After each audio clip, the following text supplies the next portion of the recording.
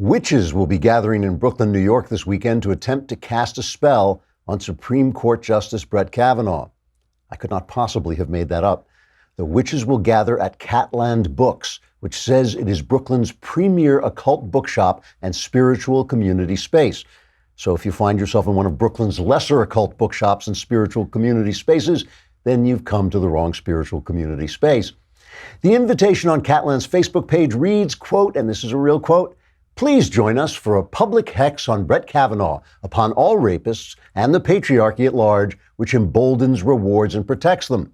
Kavanaugh will be the focal point, but by no means the only target, so bring your rage and all of the axes you've got to grind," unquote. Now, clearly, witches casting spells on a conservative justice is very politically appropriate, since nothing says leftism like bizarre superstition mixed with rage and hideous-looking green-skinned women with warty noses grinding their axes. In fact, I think the actual dictionary definition of leftism might be superstition, rage, and hideous-looking women grinding axes. According to the invitation, the hexing will feature a ceremony in which Nancy Pelosi and two other hideous crones dance around a boiling brew in a huge black kettle, singing double, double, we're in trouble, Obama's policies are rubble, eye of Newt, and toe of Mitch. I can't think of a rhyme for Mitch that fits Pelosi, so I'll leave it there. Anyway, the invitation says there'll also be a second ritual afterward called, again, this is real, the Rites of the Scorned One. So I guess Hillary Clinton will be on hand as well. The witches say they're hoping a ceremony of malevolent females intoning useless nonsense in service to the evil one will attract everyone who still believes in the Democrat Party. Namely, malevolent females intoning useless nonsense in service to the evil one. Trigger warning, I'm Andrew Klavan, and this is The Andrew Klavan Show.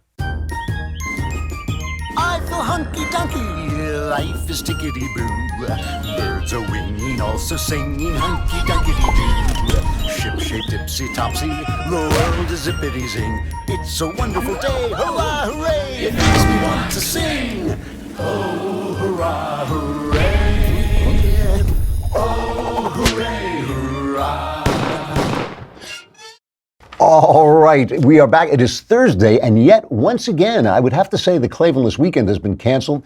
Tomorrow is Friday, so the third episode of Another Kingdom Season 2 will be available to everyone. Please go on iTunes and subscribe there. If you're not going to subscribe to dailywire.com, which is what you should do, of course, if you're a human being, if you're any kind of person at all. But if you're not, please go and subscribe on iTunes. It'll take you a second, give us a 5-star rating. It really, really helps. And I think you'll like the story. I think it'll be a joy for you as well. Also, I'll be at Politicon. So come to Politicon this weekend in Los Angeles, and you will catch all of your Daily Wire favorites and me. On Saturday at 4 p.m., I'm doing a panel entitled Draining the Swamp. And on Sunday, I'll be joining the Daily Wire crew for a rousing town hall style event. You don't want to miss this. Make sure to use promo code DW when you get your tickets so they know that we sent you. And also for that, you get nothing, I think, right? That's all they get. You get to know that we sent you. What else? I also would like to thank William Reinsch, who I don't know if that's how you pronounce it. It's Reinsch. He sent me this lovely portrait of me, which I really appreciate and may take home and hang it, because if I leave it here, I know Shapiro will be in here throwing darts at it, and so and that will ruin it. But I really do appreciate it. It was very nice of him. What else? You know, I love, one of the reasons I love coming here is it's so exciting to see the place on fire and somebody sitting naked on the Xerox machine making pictures of his butt and all that. And I always think to myself, why didn't we use ZipRecruiter? If we'd use ZipRecruiter.com, this place would be running much better. ZipRecruiter.com/dailywire, all one word, Daily Wire. Unlike other job sites, ZipRecruiter doesn't wait for candidates to find you. ZipRecruiter finds them for you, drags them to your office, and forces them to work. No, that's not true, but it does find them for you. It's got a powerful matching technology that scans thousands of resumes, identifies people with the right skills, education, experience for your job, and actively invites them to apply. So you get qualified candidates fast, no more sorting through the wrong resumes, no more waiting for the right candidates to apply. Right now, my listeners can try ZipRecruiter for free. That's pretty inexpensive. Free at this exclusive web address, ZipRecruiter.com/dailywire. It's ZipRecruiter.com/dailywire. One word, DAILYWIRE. ZipRecruiter.com/dailywire. It is the smarter way to hire. Do not let what happens here happen to you. All right. You know, one of the things that I've been just fascinated by in the Trump, I'm always fascinated by the press, obviously. I'm always fascinated by the media because I'm a storyteller and I'm watching them tell stories and I'm watching the way those stories do set the agenda for what we're talking about. And one of the things that's been so fascinating about Donald Trump is that he manipulates the media. Because he's a media guy, he manipulates them so expertly, not always in ways that I like, but he forces them to cover the things that they would bury. So, you know, they made fun of him for attacking or making fun of Christine Ford, but he went out there and talked about the fact that she didn't remember things very conveniently and remembered things conveniently, and they said he's mocking her. But in order to attack him, they also had to report what was true was that she didn't remember a lot of details that would have made the story possible to check, but she did remember a lot of details that condemned Brett Kavanaugh. So it was kind of suspicious, and he forced them to cover that. Yesterday or the day before, when he called Stormy Daniels horseface, he forced them to cover the fact that he had won the lawsuit. So Michael Avenatti, for all his big talk and all his swaggering around, and all CNN made him a big hero. He's obviously not very good at what he does. You know, he actually put her in a situation where she was humiliated, and he, by being rude to her, just forced them to do that. Because they hate him so much, you can actually watch the news process go wrong. This is the thing that fascinates me. You can actually watch the news. You know how they say you don't like to see the sausage being made? You can actually watch the news go into the grinder and come out crap. You know, like you see, this Jamal Khashoggi thing is so interesting. It's interesting because it's a developing story. It's interesting because it's an interesting story. Interesting why? Because we have so many ties to Saudi Arabia. The area is such a hotbed of violence, and there's nobody there except Israel that we can turn to who's a good, they always say, why did you back this evil strongman in the Middle East? And it's like, because Lincoln wasn't there, we do what we can do, And so we have this very complex relationship with the Saudi, a lot of money involved, weapons sales, oil, all this stuff. And now they've done something. They've got this new crown prince, MBS, they call him, Mohammed bin Salman. And he's obviously not very good at being an evil dictator. He's an evil dictator, but he's just not very good at it. He keeps making these stupid evil dictator mistakes. He probably didn't finish evil dictator school. I think he probably got through maybe a year of evil dictator school and thought, I have this. When you're a crown prince, who's going to say to you, no, my friend, you do not yet know how to be an evil. No, I finished the first year of evil. Yeah, you want a few more years of evil dictator. He's just not very good at it. He just keeps bumbling around, kidnapping and killing people and making the country look ridiculous. And of course, we are very gullible. So like he lets women drive and we go, oh, he's a reformer, not noticing like the 17 journalists who suddenly vanish from different countries as he carries them away. So the New York Times, a former newspaper, runs a story today, and a lot of people are running the story. A Turkish official says he's got an audio tape of Khashoggi being killed in the Saudi consulate in Istanbul by the evil Saudi Arabian hit gang that was supposed to have arrived there. Now, you'll notice no one, I don't believe, at least as of the last time I was looking, which is a few minutes ago, nobody has heard this audio tape. And we have every reason not to trust the Turks in this situation. They don't like them. They have plenty of motives to get between us and the Saudis. They themselves are, vying for power in the region. But it's a good story. It's a good story, and you want to put it forward. What's interesting about the Times is they write it as if they had heard the audio. They tell you that they haven't, but they write it as if the story is true. It says, Saudi agents were waiting when Jamal Khashoggi walked into their country's consulate in Istanbul 2 weeks ago. Mr. Khashoggi was dead within minutes, beheaded, dismembered, his fingers severed, and within 2 hours the killers were gone, according to details from audio recordings, and then like a Henry James sentence where you only get to the sense of it at the end, described by a senior Turkish official on Wednesday. Okay, so this is still the Turks telling us what's going on. It is not somebody hearing it. The government of Turkey let out these and other leaks about the recordings on Wednesday as Secretary of State Mike Pompeo visited Ankara, and an escalation of pressure on both Saudi Arabia and the United States for answers. Now, here's the interesting thing about this. The Times is actually doing the right thing. Part of the journalist's job in a situation like this is to bring the pressure. Why? Because doing the moral right thing is always it always works against realpolitik. What does realpolitik want us to do? It wants us to work with the Saudis, get the money, get the ally against Iran, get somebody who can work with the Israelis behind the scenes. All that is good stuff, and we don't want to lose that because this crown prince is dropped out of evil dictator school. We do not want to lose all those things. So it's complex. It's an interesting, complex story.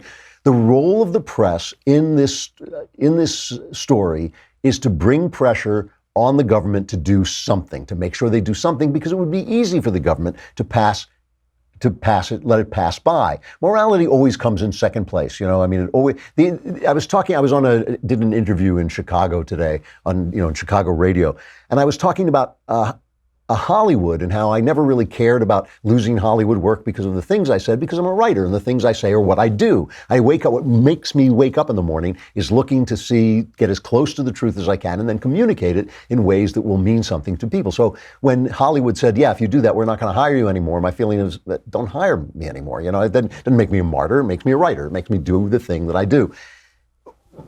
But when I had little kids at home, I picked my fights. I mean, I was still a loudmouth. I mean, I was still somebody who would say the thing I probably shouldn't have said. And I would risk money, and I gave up jobs, and I did all that stuff, and I tried to be a moral guy. But when you have kids, you play it a little more careful, right? You don't want those kids to go hungry because they are everything to you, and they're your responsibility. When it's just me and my wife, if my wife starves, no, I mean, it's different when you don't have kids. So when you are dealing with the world and you wanted politics to go right and morality gets in the way, you got to play it, not immoral, but you've got to play it cautiously. You got to balance everything, because it's not moral for us to let the Middle East explode because Crown Prince MBS dropped out of evil dictator school. It's just not, So Trump is doing the right thing, too. He's waiting. Pompeo's coming back. He's going to talk to Pompeo today. He says by the end of the week, he thinks he'll know what went on. But he's still playing it very cool. So here he is. This is cut number 5, talking about the situation with Khashoggi. Saudi Arabia has been a very important ally of ours in the Middle East. We are stopping Iran. We're not trying to stop. We're stopping Iran. We went a big step where we took away that ridiculous deal that was made by the previous administration. The Iran deal, which was $150 billion or $1.8 billion in cash. What was that all about? And they are an ally. We have other very good allies in the Middle East, but if you look at Saudi Arabia, they're an ally, and they're a tremendous purchaser of not only military equipment, but other things. When I went there, they committed to purchase $450 billion worth of things and $110 billion worth of military.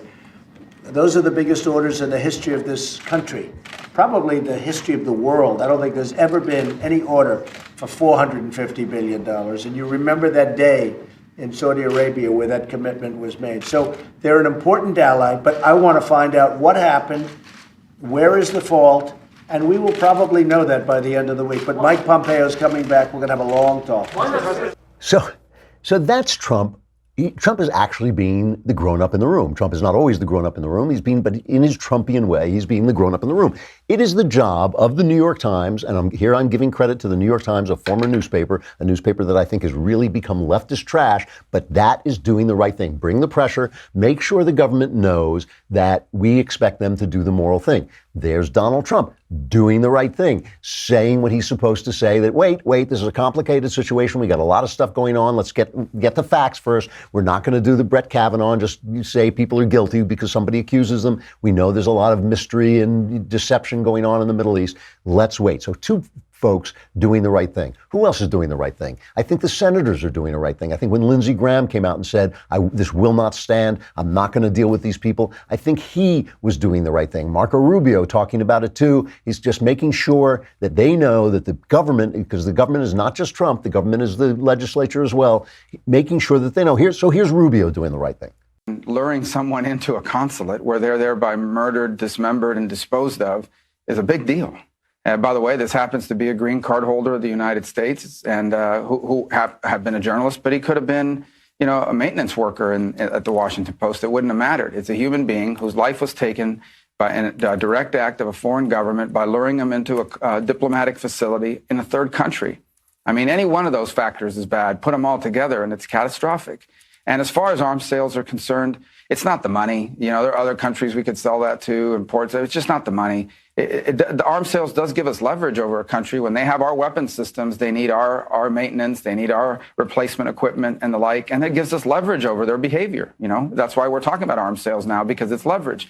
But they'll buy those weapons from someone else. But I don't care how much money it is. There isn't enough money in the world to purchase back our credibility on human rights and the way nations should conduct themselves. And we lose our credibility and our moral standing to criticize Putin for murdering people, Assad for murdering people, Maduro in Venezuela for murdering people. We can't say anything about that if we allow Saudi Arabia to do it, and all we do is a diplomatic slap on the wrist. Marco Rubio doing the right. I talk so much about the lies and the dishonesty and the leftism and the bias of the press, the idiot bias of the press. I just wanted to point out that this is the way things should work, all right? Trump should be the grown-up in the room. Marco Rubio and Lindsey Graham should bring some pressure. The New York Times should bring some pressure. This is the way things should work. This is the negotiation in motion. This is the way we get to a place where finally in the end we say, well, this is how we're going to punish Saudi Arabia, but this is how we're not going to blow up the relationship altogether. That's what we're trying to get to. Everybody's got to play his part. Now let's watch this turn to garbage because of our media. Okay, now let's watch. That's how it should work, and that's how it does work a little bit. And now let's watch it turn to garbage. First of all, we have the detectives of the press, the Sherlock Holmes, of the press. They found the murderer of Jamal Khashoggi. They have found out who is responsible for this crime. This is cut number 10. We've got a president that has already named journalists as being the enemy of the people. So don't be surprised when other countries take on a journalist, murder them, chop them into pieces, and dispose of them. Did Donald Trump, who has always been critical of the Washington Post, always been critical of its ownership, did anybody in the administration, did Jared Kushner, did they give MBS sort of a nod and a wink to say it's okay? The president expressing concern that Jamal Khashoggi is a reporter. He's a columnist, really, and a critic of the Saudi government. That stands in contrast with a message that the president has frequently sent to the American people and to his supporters, that the media are the enemy of the people. How do you square those two? I wonder if you look at what's happened in the last 12 days and you wonder if enemy of the people rhetoric, not just from President Trump, but also then from other world leaders, has anything to do with this, anything at all. Brian Stelter and Joe Scarborough and the rest of it, they should put their heads in a bucket just to wash the crap out of their brains, okay? Because this is like, put your petty bias, if you want to sit around at dinner and say it's all Trump's fault, but don't go on TV, don't go in front of a camera and take your petty, stupid, biased point of view and blame the American president for killing a man, which is essentially what they did. That is the news turning to crap. You saw what it should look like when it works right. There's nothing wrong with taking a stand and saying something must be done. There's nothing wrong with bringing pressure. That's what the press should do. It should bring moral pressure on the government because the government wants to act always in terms of realpolitik, but the press should be there as a moral voice. Donald Trump didn't do this. Donald Trump, they keep saying, well, all he cares about is the money. It's not all he cares about. He didn't do this. He didn't kill anybody. They are the enemy of the people because they do this garbage. This is an actual serious situation, a delicate, foreign policy incident, an international incident that has to be dealt with.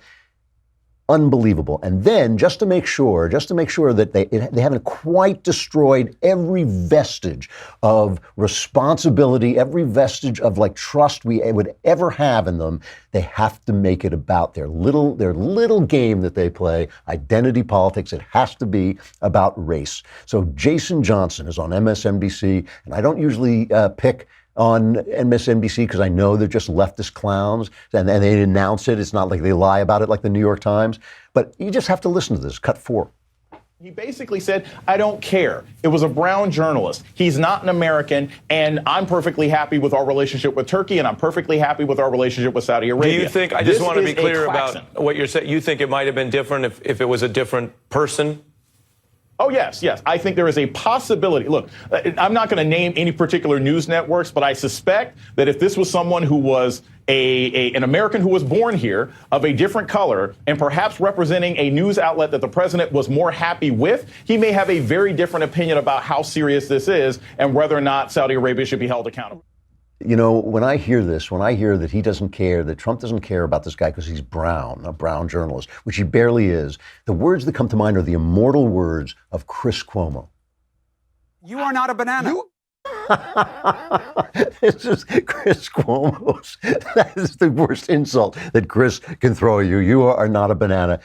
You know, this is the way you get guys like, there is a video going around, you may have seen it because it's practically gone viral, a video going around of this guy tearing up signs in Texas for Ted Cruz. Like, what makes this guy think that his point of view is so precious that he has the right to commit these acts of vandalism, but he's tearing up signs, and the guy who put the signs there goes after him with the video cam and gets him on tape. And this is how you get this guy. It's this constant barrage of bias and stupidity, twisting every story to their left-wing purposes. Every single story creating this cloud, this atmosphere that something is terribly wrong when nothing is wrong except in Saudi Arabia. Here, look at this video of this guy tearing up the Ted Cruz signs and being challenged by the guy who put them there. Appropriate response. That would be. You know, I have bought 100 of these. I'm about to put more out. Cool. All right. Well, I'll feel better about them.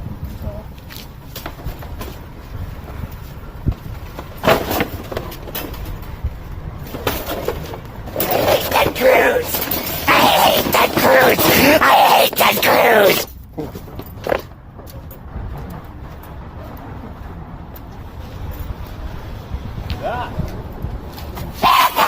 I hate Ted Cruz!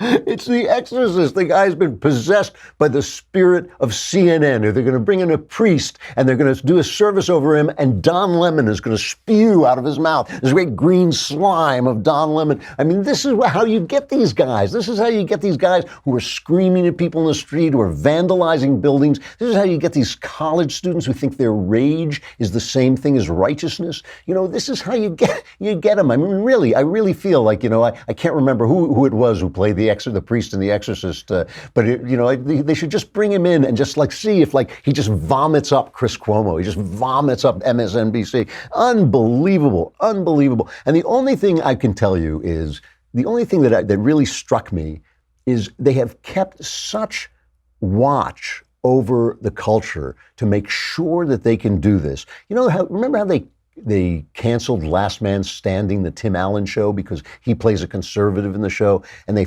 brought it back because audiences were angry about it. It has just come back, and it's doing great in the ratings. It is doing great in the ratings, and you know what's doing badly in the ratings? The Conners, the show that they revamped after they fired Roseanne Barr, which I really feel they never should have done that. They never should have done it. Everything they do is to protect this voice that they have, this power that they have, to set the narrative, to make it seem as if, you know, everything is about Trump, that Trump is going over and killing journalists because they're brown. I mean, that was basically the story that you were hearing from all those people. You know, Trump is letting journalists die because they're not the same color. You know, it's like, what on earth? What on earth? And that's how you get these crazy guys. And you wonder, like, why is everybody angry? It's not because of the politics. It's really not. Things are going really well in this country. We keep hearing there's a crisis in this country, a crisis of insanity, induced insanity, because these guys have control of the narrative and they will not share. They will not let it go. They're pulling down Facebook pages like crazy, conservative. They knocked They knocked my friend Gay Patriot off Twitter, while meanwhile, Louis Farrakhan is calling Jews termites on Twitter. Not a word. Absolute silence from the Twitter folks about this. Why? Because Louis Farrakhan isn't a right winger. That's why. They're in the run-up to the midterms. They are just trying to silence conservatives. They are so desperate to hold on to this narrative. And they don't understand, or maybe they do and they don't care. They don't understand that this is what's causing the division. If you let people talk, they will talk it out. If you let people say what they want to say, we Americans will find a way. You know, we're going to stay on Facebook and YouTube today so you can hear this excellent interview with my friend Eric Metaxas. But please subscribe. There's so much to subscribe for at this point. We've made it absurd. It's absurd. I mean, you're sitting there with $10. What are you going to do? Turn it into a paper airplane? What can you do with $10 when you can get in the mailbag and get all your questions answered with 100% accuracy? Where else can you get that kind of guarantee? You can hear Ben, you can hear Knowles, you can hear Walsh, you can listen to Another Kingdom on Mondays instead of waiting on Fridays and get all this incredible visual stuff we've got in there. And if you subscribe for the year for a lousy $100, you get the Leftist Tears tumbler, which, God willing, you're going to need as the midterms come closer. All right, let us talk about Eric Metaxas. He is a great guy and one of the truly entertaining, thoughtful people in the world. He's a New York Times #1 best-selling author for his biography of Martin Luther and of Bonhoeffer, which I thought was a terrific book, a really good book. He hosts the Eric Metaxas Show, which is nationally syndicated. And his new book is Donald Drains the Swamp, which is a kid's book, which we'll talk about guess who, draining the swamp. Pretty hilarious. Here is Eric Metaxas. Eric Metaxas, it is good to see you. Thank you for coming on. It's good to see you. This technology is scary to me. It's unbelievable. It's amazing. I can almost smell you. Really. It's true. Now, a lot of people say that. I don't know what that is. So you have gone from writing your best-selling books for adults. You're now trying to poison the minds of little children by teaching them about Donald Trump. What on earth would cause you to sink to that level? Why would you do such a thing? Well, a lot of things could cause me to sink to that level, but I will tell you specifically what caused me to sink to that level. Specifically, first of all, it's an interesting thing. Now, have you shown the book? Has the audience seen the book, or should I hold up my copy so they know what we're talking about? We will, through the magic of technology, we will have the book shown on. The reason I ask is because when you look at it, of course, it looks like a children's book, but I didn't conceive of it as a children's book. I conceived of it as a humor book for adults. Some people know that I joke around. I've written humor. Even when I was back at Yale, I was the editor of the humor magazine. I've written humor for the New York Times and whatever. But now the whole magazine, the whole paper is humor. So I no longer write humor for them. But I said, I want to write something that celebrates this president in a fun way and that kind of, pokes some fun at the swamp and the bipartisan members of the swamp. And I thought of this kind of fable. And I said, wouldn't it be fun to do a humor book that's like a children's book? The problem, Andrew, is that the humor is so sweet. It's not mean political humor, that it works also as a children's book. So lots of people are buying the book for their kids.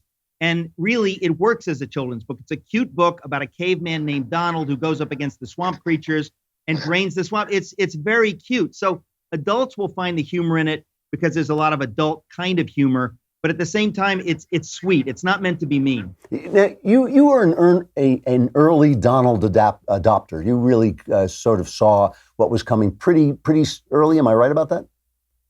Well, I would say that the genuine answer to that would have to be yes and no, because there were people who saw it far earlier than I did. I'm a New Yorker, so I have mixed feelings. In other words, I have been in a world that it's like we know Trump, we know how he thinks, and I thought of him as a Bulgarian, as somebody who, when it came to the culture, he bothered me. There's something about the way he came across and things. But during the primaries, a friend of mine, the guy who actually is my co-author on this wonderful book, and he's the illustrator of the book, Tim Raglan. I was talking to him on the phone. We're old friends. And he said, Eric, you're missing it. This guy's a folk hero.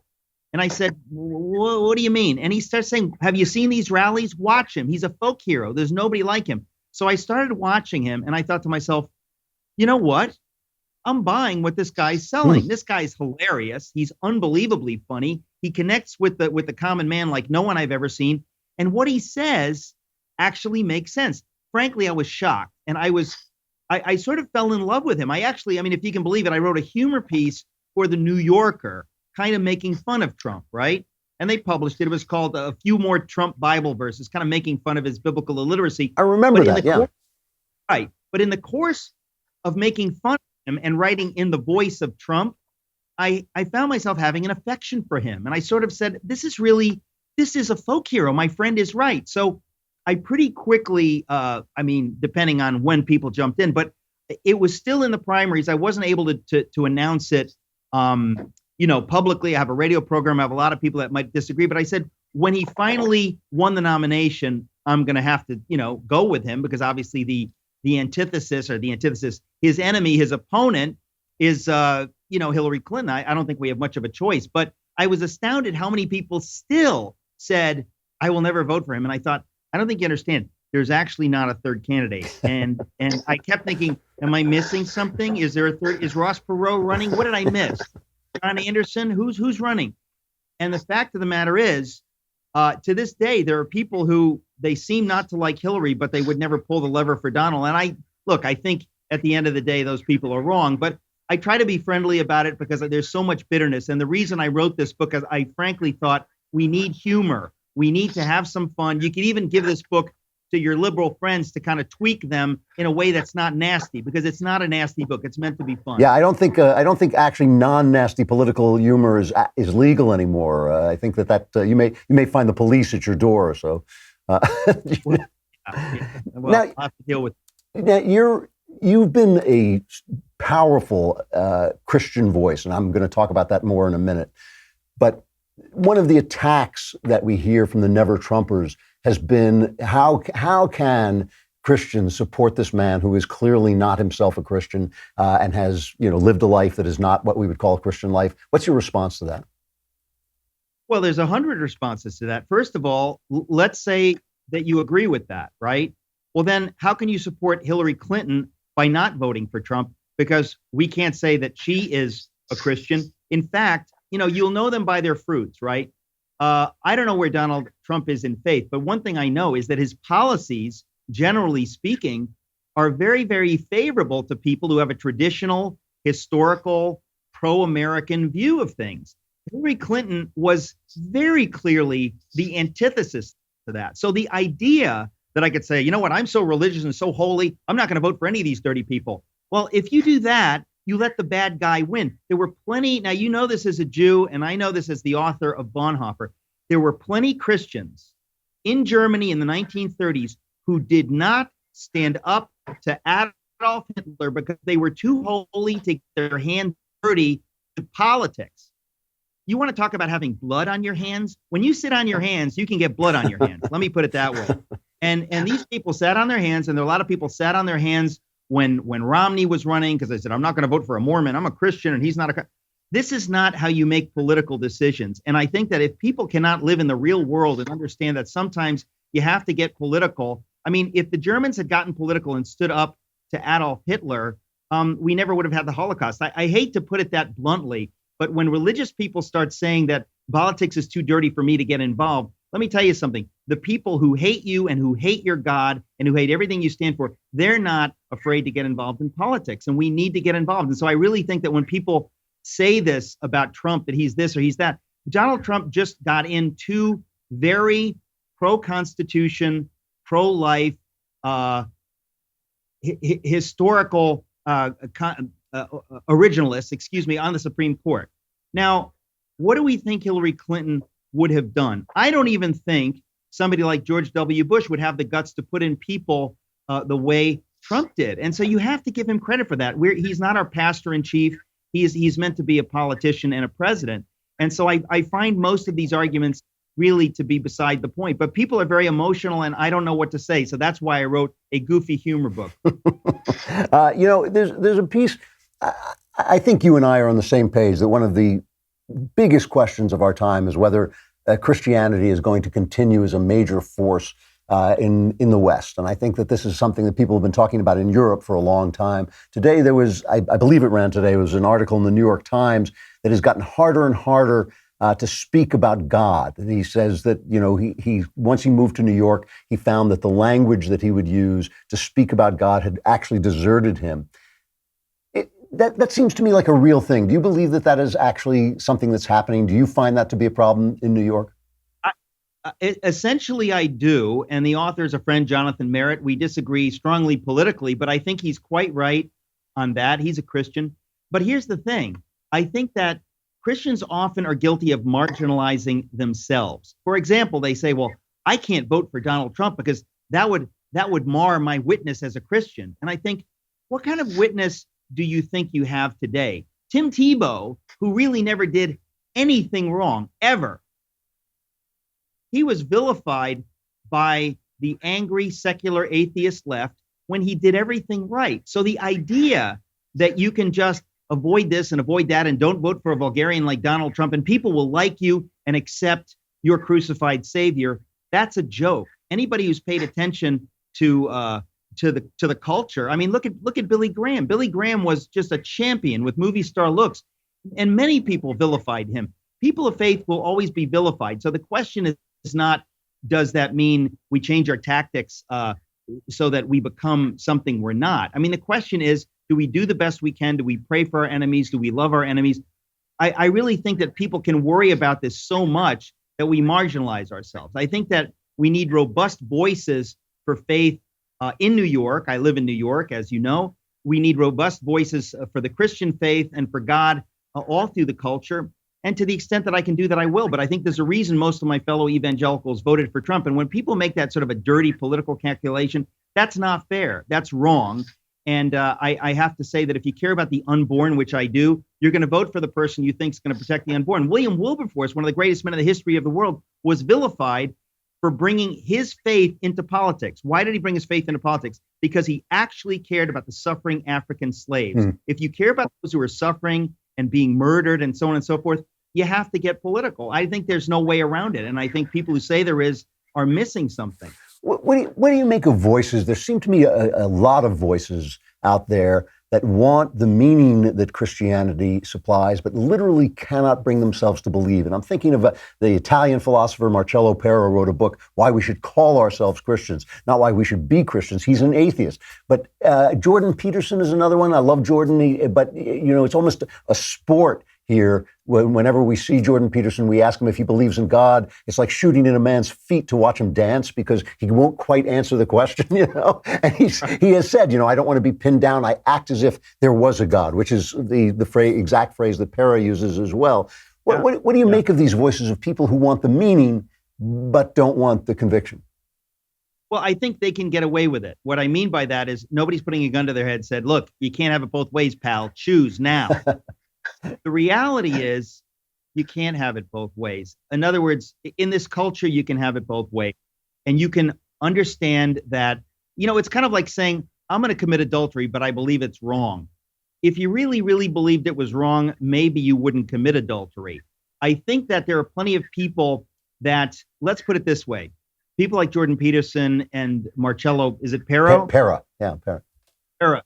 Folks like that, I think, if a gun were put to their head and they said, listen, you need to choose, they might choose and they might choose God. But the point is nothing's forcing them to choose so they can have it both ways. But here's the reality. And you know this, Andrew.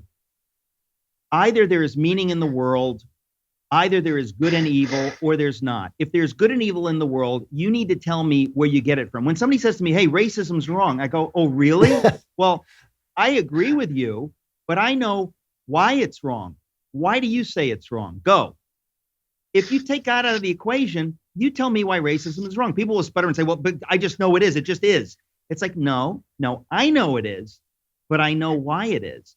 And the same thing with why was Hitler wrong? Or was he just wrong for him? There are people that they can't be intellectually honest. And in this country, nobody forces you to be intellectually honest. In the West, nobody forces you to be intellectually honest. But if you lived in the gulag, with Solzhenitsyn, if you were in Kim Jong-un's Korea today, you're going to be forced to figure out what you believe. You want to believe that good and evil stands apart from what the dictator says?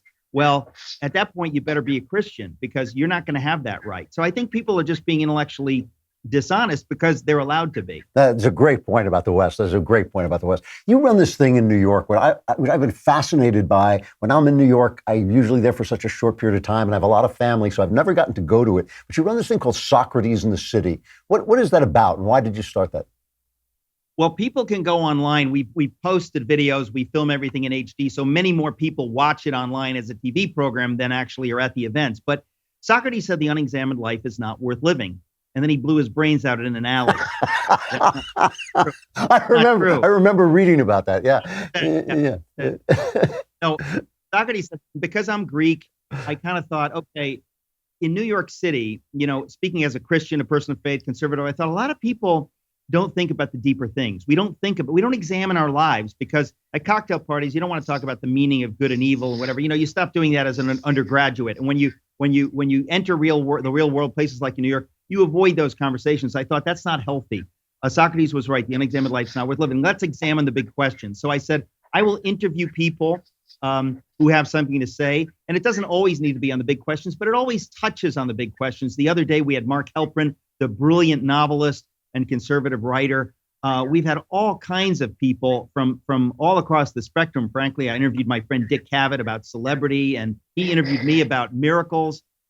Socrates in the City is just meant to be kind of a long form. It's kind of like the Dick Cavett show, except not on ABC or PBS, but it's something that I feel we need. So if people want to go to SocratesInTheCity.com, you can watch. I interviewed John Lennox, one of the most brilliant minds of our time. He's a professor of mathematics at Oxford, but he's written on science and faith, just brilliant. So there's a lot of wonderful stuff, but we're going to be doing a lot more of them in the future.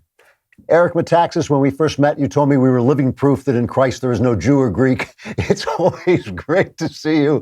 Thank you very much. The new book is Donald Drains the Swamp. I'll talk to you again soon, I hope. Thank you so much. All right, stuff I like. This is Stuff Andrew Klavan. That's a redo, rather a rerun from Brandon Toy. I like that one. Are we going to choose one of these? Do you think? Yeah, I think we should do the next week or the next couple of weeks. We'll just do the favorites. Okay, all right, that's fair enough. Halloween. I've been watching The Haunting of Hill House on Netflix, and I'm really conflicted about it. I watched the first 2 episodes, and I decided to stop. And I'll tell you what. First, let's talk about this. The Haunting of Hill House is one of the most famous haunted house novels ever written, and certainly probably the most famous written by an American, unless you count Henry James as an American. He kind of became a British subject after a while. And he wrote The Turn of the Screw, which is one of the most famous ones. But The Haunting of Hill House is just hugely famous, a wonderful book. And if you haven't read it, it's Shirley Jackson. She was just a tremendous writer. She wrote a famous short story called The Lottery, which everybody used to read in junior high school. I don't know if they do anymore. And she wrote We Have Always Lived in the Castle, one of my favorite Gothic novels. But The Haunting of Hill House, I guess, is her masterpiece. Listen to the opening of this. Every time they make a movie of this is the 3rd filmed version of it. Every time they make a movie, they always put this in because it's so brilliant. This is the opening of the novel, first paragraph. No live organism can continue for long to exist sanely under conditions of absolute reality. Even larks and katydids are supposed by some to dream. Hill House, not sane, stood by itself against its hills, holding darkness within. It had stood so for 80 years and might stand for 80 more. Within, walls continued upright, bricks met neatly, floors were firm and doors were sensibly shut. Silence lay steadily against the wood and stone of Hill House, and whatever walked there, walked alone. What I love about this is you forget where it starts. By the time you get to that powerful last line of the paragraph, you forget that it starts, no live organism can continue for long to exist sanely under conditions of absolute reality. So what she's saying is this haunted house is in a condition of absolute reality. So the rest of us are actually not seeing ghosts. We are living in this fantasy world, which is just a brilliant kind of mind-bending concept. So they made this into one of my favorite ghost movies. I have 2 favorite ghost movies. One is The Innocents, which is The Turn of the Screw with Deborah Kerr, and it's written by Truman Capote. And it's just so subtle and so quiet and all about the characters and all about what is happening within the people, not about any boo stares, not about anybody jumping out. And the other is The Haunting, which is The Haunting of Hill House, 1963. Now, they remade it with Liam Neeson, and it was awful. They remade it in the 90s with Liam Neeson. It was just awful. But this is a wonderful, wonderful film. I've put it on Stuff I Like before, produced and directed by Robert Wise and starring the wonderful Julie Harris and Claire Bloom. And here is a story. Julie Harris and Claire Bloom are sharing a room together, and it's dark, and Julie Harris starts to hear voices through the walls. And she grabs hold of Claire Bloom's hand because she's in the bed right next to her. And they're holding hands in the dark. And what you hear is Julie Harris's internal monologue. I will take a lot from this filthy house for his sake, but I will not go along with hurting a child. No, I will not. I will get my mouth to open right now, and I will yell, I will yell, I will yell. Stop it!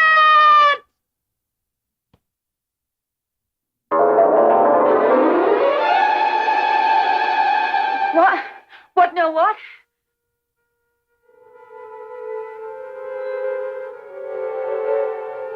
God. God. Whose hand was I holding? She wakes up, she thinks she's holding Claire Bloom's hand, she thinks she's in the bed next to her, she wakes up and the bed is moved across the room. And she says, whose hand was I holding?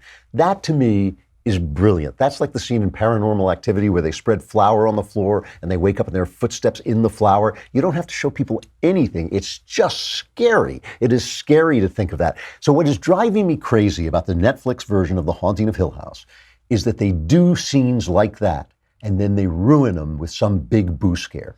And or some act of disgusting something, you know, some bug crawling out, or not that. It's just the twisted faces and jumping out at you. All they do it so brilliantly, and then they ruin it with a jump scare. And I stopped watching it after two because it was driving me nuts, you know. But Stephen King tweeted that he thinks it's a work of genius. He loves it. People are loving it. So I'm going to go back and try it again. Here is the trailer is brilliant because they show you a lot of the subtle stuff they do. They do all the subtle stuff that I love. I mean, they do stuff where, like, for instance, something will just be in the corner of the room and they won't even focus on it, which I just love that stuff. And then they'll blow it with some big jump, you know. And so I guess they're serving younger people who love that stuff and don't like subtlety. But here's the trailer for The Haunting of Hill House. In any case, read the book because it's one of the great books. As a wonderful American novel, Shirley Jackson, wonderful American writer. Here's the trailer for the Netflix version.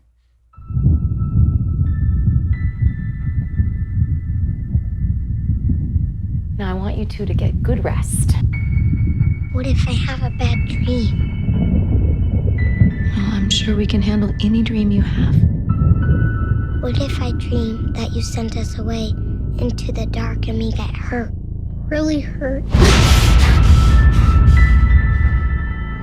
And what if I'm so sad and scared of the dark out there that I put poison in me for years and years until my blood turns into poison and my heart breaks right in half and I can't feel anything happy? I can't stand it anymore and I have to die. Until I'm on a silver table with my jaw wired shut.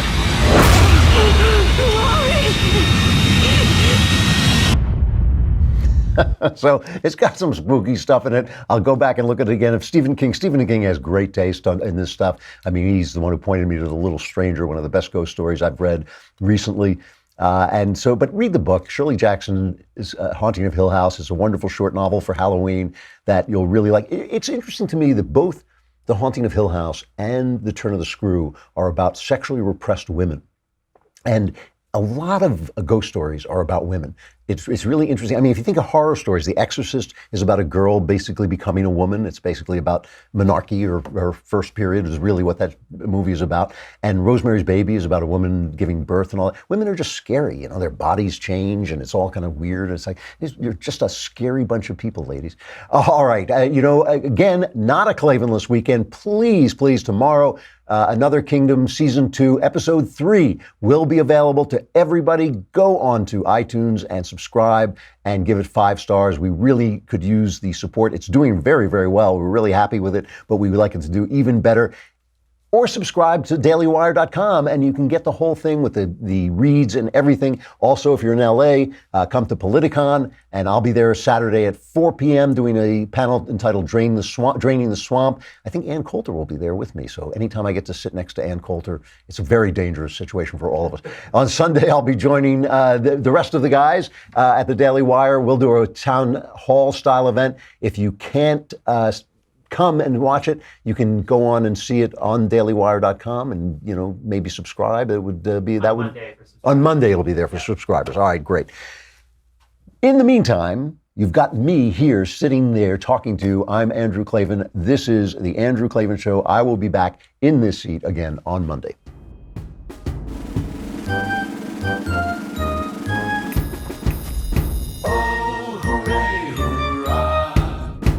The Andrew Klavan Show is produced by Robert Sterling. Executive producer, Jeremy Boring. Senior producer, Jonathan Hay. Our supervising producer is Mathis Glover. Technical producer, Austin Stevens. Edited by Alex Zingaro. Audio is mixed by Mike Cormina. Hair and makeup is by Jesua Alvera. And our animations are by Cynthia Angulo and Jacob Jackson. The Andrew Klavan Show is a Daily Wire Forward Publishing production. Copyright Forward Publishing 2018.